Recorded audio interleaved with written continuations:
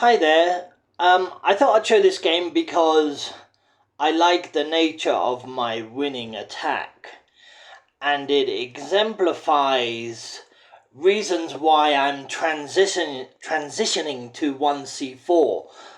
For the most part, I've been a 1e4 player. But the more I play 1c4 and Botvinnik type setups that you're about to see, the more I like it. Um, and C4 is often described as a quiet opening, but I tend to get good attacks out of it. And here's an example. Okay, so symmetrical English. Okay, so this is how I play it usually.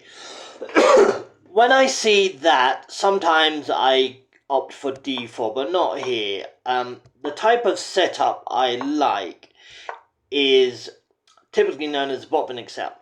Now, that's perhaps premature. When the knight comes to f6, black usually wants the g4 square for his bishop, so that was played. Now this, as you can see, is beginning to resemble a Botvinnik setup. And I like to play it with knight coming to e2 before f4, but it's okay, it's you can vary the move order, it's fine, as far as I understand. I don't really understand why you'd want to fianchetto your bishop and then exchange it at the first opportunity and give me a greater pawn majority in the center. Don't understand that at all. And deny the d4 square for your knight, which is its best square, usually. Don't understand that at all.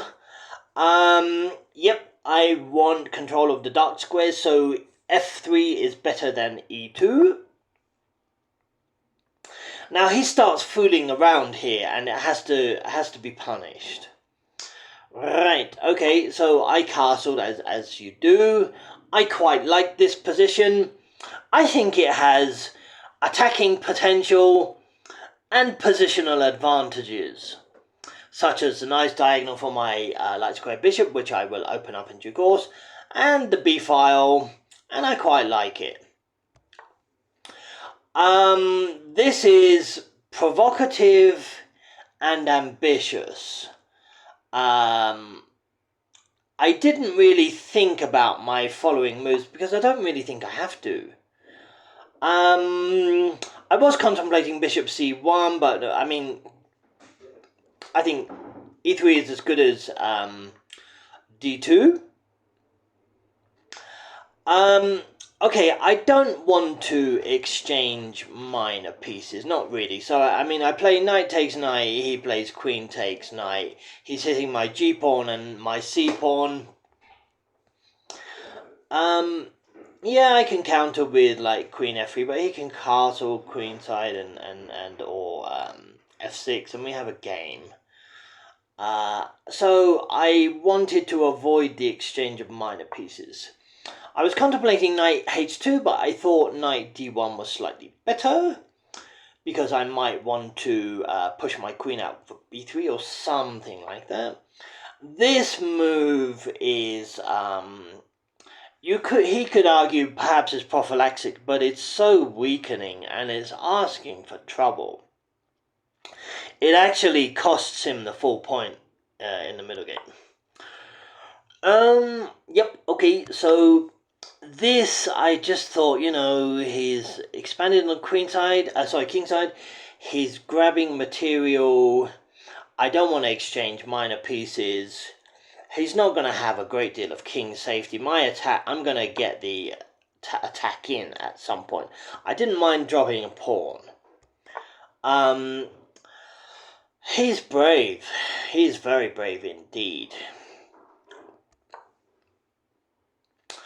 I played this move. Obviously, I'm aware of the fact that knight d2 is coming, and it comes. I thought it might because he's grabbed a pawn already, and he might want to grab the exchange. I think it's fatal, but I mean, I'm not an expert, so Anyway, I ignore it because I'm starting to generate very, very serious threats now. Yeah, I mean, obviously, queen takes a7 is devastating. So, yeah, okay. So he's got to, he's got to counter that. But, um, look, I mean, okay, so don't worry about the exchange. Look at his control of the light squares. That alone tells you he can't stay in the game. He's been too greedy, too adventurous, too optimistic, too reckless, and too destined to defeat. He can have the rook. I don't fucking care about it.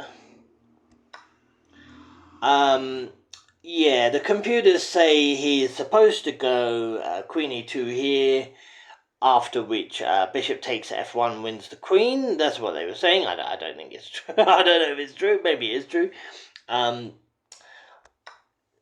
Instead, he plays queen takes d6, and this is where I go into. It's easily won, I guess. I don't really. I didn't.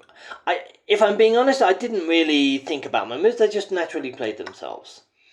Um, yeah, I mean, he doesn't want to take back with the pawn, obviously. Yeah, he's lost. I'm gonna sack the rook in a minute, and then come crashing in. He's lost. Yeah, game's over. He resigned. Um, he made it easy, but what I like about it is that c4 has attacking potential. You get positional pluses out of it, and it's interesting. I like it. I'm planning on sticking with it for some time, and perhaps giving up on e4 altogether. I haven't decided on that yet.